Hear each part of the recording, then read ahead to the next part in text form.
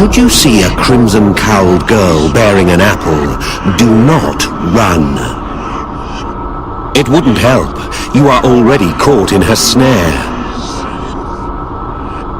So goes the tale of the sorcerer known as Red Hood.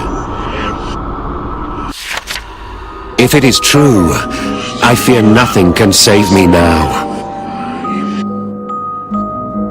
Hey, do a girl a favor. She approached me in a tavern.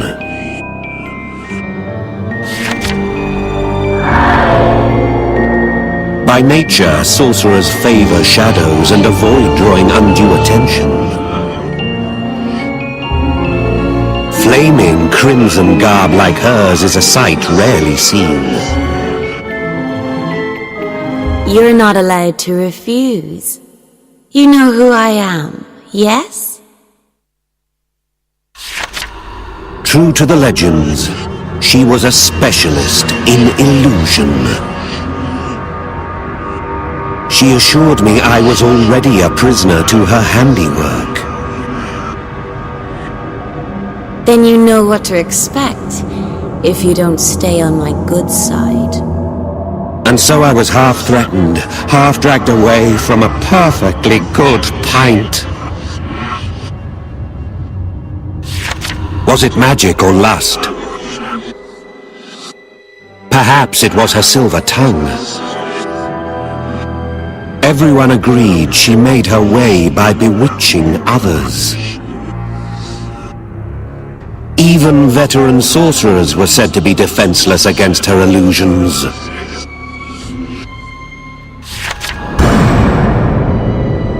More than anything, it was the fact that she became a monster that sealed her poor reputation. They say she drained victims' lives to fuel her own, thereby ensuring she'd live forever. A chilling story. Except the girl standing before me now seemed anything but a monster. For her to be as old as the legends and look as young as she does is monstrous enough. Drop those silly ideas now. You're my dog, like it or not. She lazily rolled an apple about in her hand as she spoke.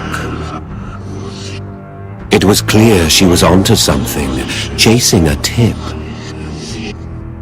Helping her in this search was the only way to break free of her illusory chains.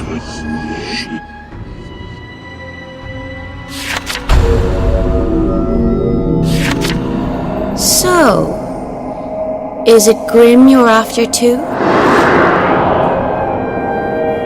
The Order of Grimm. The mysterious cult was still new, but growing at a wildfire's pace. It's rumored the tavern where we'd met was a gathering place for its membership. Well, it seems we share a goal. Intelligence on the cult fetches a high price from the agents of Avalon. Perhaps the promise of that reward is what drives her current search.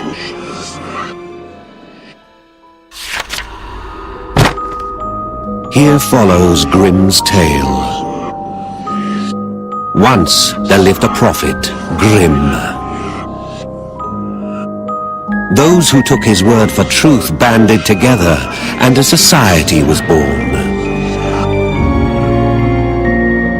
Red leaned in, eager for any word of Grimm I'd heard. The next moment her expression changed.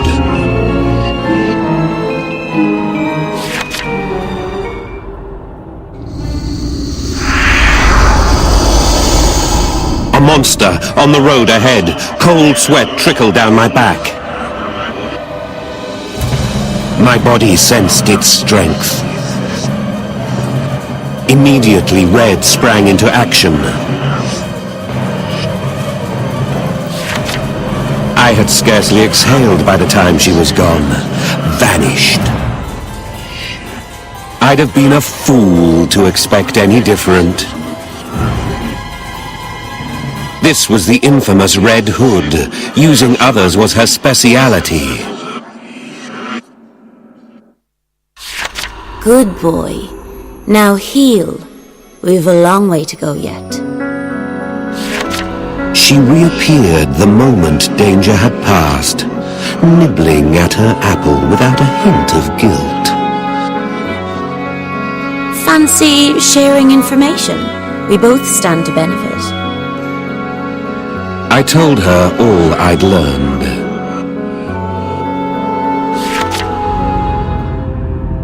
Central to Grimm's revelations was the eternal recursion. He claimed the world had come and gone and been made new again, time after time. The gods of creation are capricious things and never satisfied for long. Druid or Romulus, these gods cared nothing for the struggles of man. The Order of Grimm rejected both of them outright. They claim neutrality is man's sole means of standing against the cruel apathy of those gods. As I finished speaking, I looked to her, or to the void where she had stood moments earlier.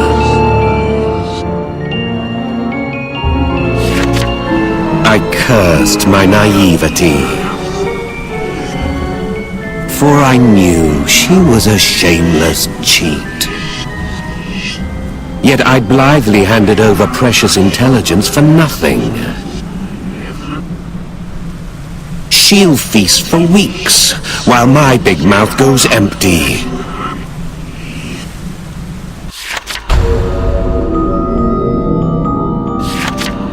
It took me 3 days to track her down.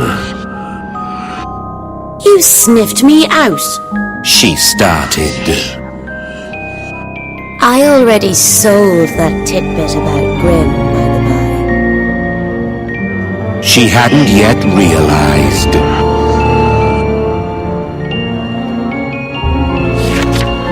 I imagine she's unaccustomed to being played after all.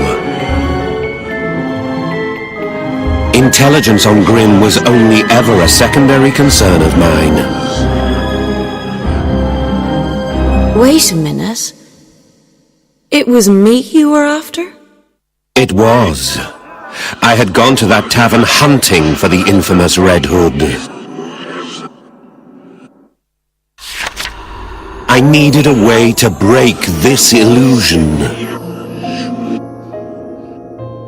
Not any spell Red Hood had placed me under, but the visions from my own right arm. As an expert in illusions, perhaps she could break the curse Sortiara left me. Don't expect too much. I'm not the legend rumors make me out to be. A roar echoed out from somewhere. I could feel the beast was close. And soon enough, Red was gone. Her parting words hung in the air. Don my cap approach any fool saying, "You're under my spell," and watch them jump a mile. Legendary illusions, more the illusions of legends in truth. Didn't you jump though? There was no end to them. For each fiend I slew, 2 more sprang up. Hours passed. My sense of time dulled as my consciousness faded. I'd feel guilty if you died here. Waste of a good dog. I turned and saw her standing there.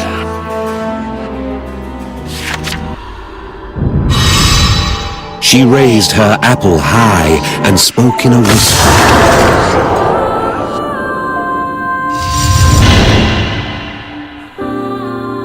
The monsters fell in a chorus of thuds, curiously now sound asleep. At her feet lay the fragments of the shattered apple. A common sorcerer, average at best. Her words, not mine. Only when using an apple shade as the sacrifice was she able to craft a grand illusion.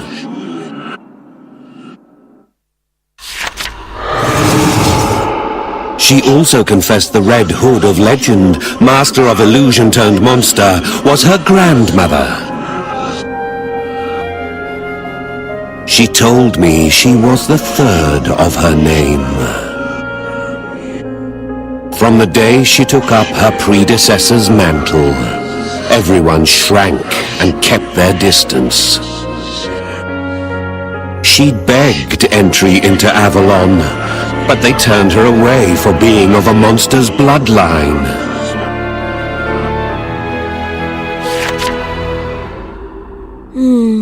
You're quite odd, you know. She watched my face as she spoke, eyes filled with curiosity. I was the first, it seemed, to try and deal with the legendary Red Hood. Those visions there, from your right arm, they're far beyond me, but not Gran.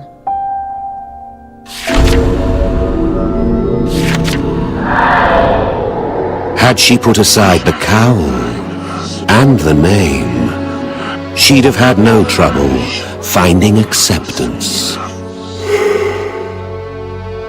But she chose to remain the third Red Hood. Why should she be the one to bend? Who were they to judge her on name and clothes alone? She'd refused to buckle to the prejudiced stares of strangers.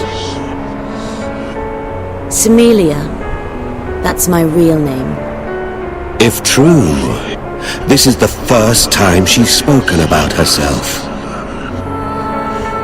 The first time she's given her name. To the masses, Red Hood was name enough.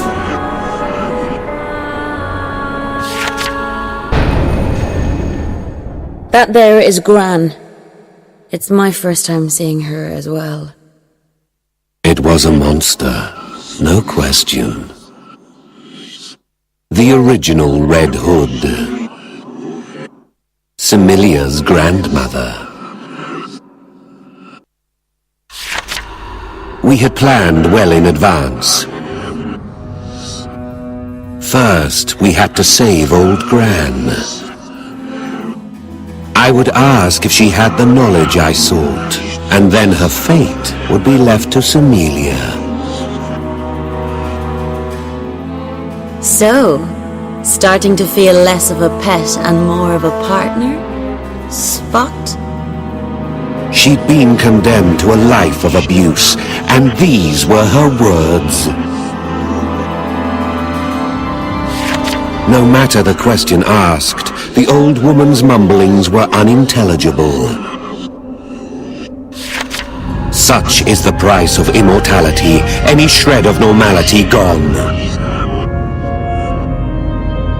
I would get no information from her.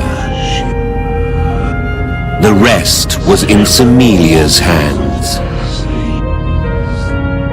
That was the deal. She struggled clearly, to save or to sacrifice. Blood or no, the girl couldn't hide her muddled feelings for the crone. It was because she was blood that the woman had caused her such woe. I couldn't help but speak up. You waver! Stay your hand! Semelia hadn't even been allowed to take Avalon's ordeal. So she had no way of knowing. Sacrificing one with whom you share a strong bond bears a price. The scars left upon the soul are deeper than she could know.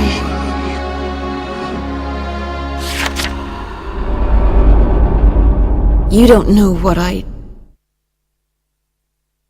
She drew a deep breath, then exhaled. Her wry smile returned. But no matter. You're right. Thank you. An awkward line from her, spoken through a hesitant smile. It was a glimpse of Semelia the girl, not Red Hood the legend. Well, well.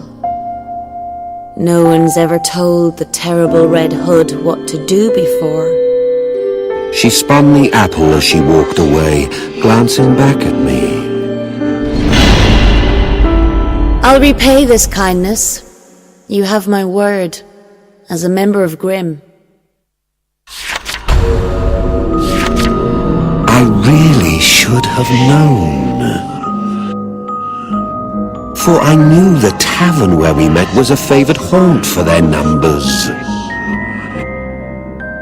Consider this my thanks. A plume of white smoke rose from behind her. It engulfed the area in an instant. My mind felt bathed in white. I collapsed into the sensation. A strange voice echoed from nowhere in particular. For a suitable price, your wish will be granted. A white vessel.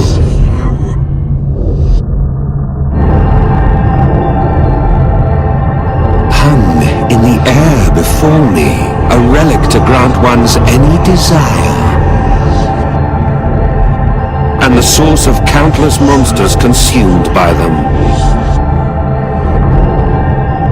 The sacred chalice.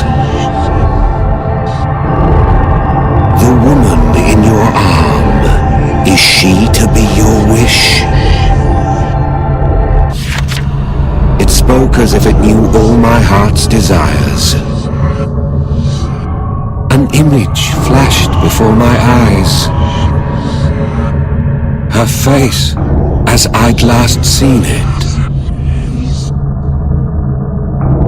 If you would see her again, make your sacrifice. Offer up the Red Girl and... My anger boiled over. I bellowed that her joke was in poor taste. Oops. Then you knew? Yes, I knew. The fractured apple at her feet betrayed her illusion. An apple shade, to be exact. I'm sorry. She really meant a lot to you, didn't she? She seemed genuinely contrite. Please don't be cross. I had to test you. Grimm asks one thing of the new. The fortitude to rely on no god. You passed. You resisted the illusion. You're perfect for Grimm. I suppose I should have been flattered, but I declined. I have no interest in Grimm's words, nor any prophecy of eternal recursion. Moreover, she'd made a mistake. Had it been the true chalice, I'm not sure I could have denied it. The promise of seeing her again may prove too tempting. Is a dead woman really so dear to you still? I raised my right arm in response. She isn't dead. Not to me. She speaks to me still, from within my arm. And I let her words guide me, spurring me onward. My burden, my karma. The third Red Hood wore a pout on her lips. Really? It's hardly fair someone should be immune to the Red Hood's wiles.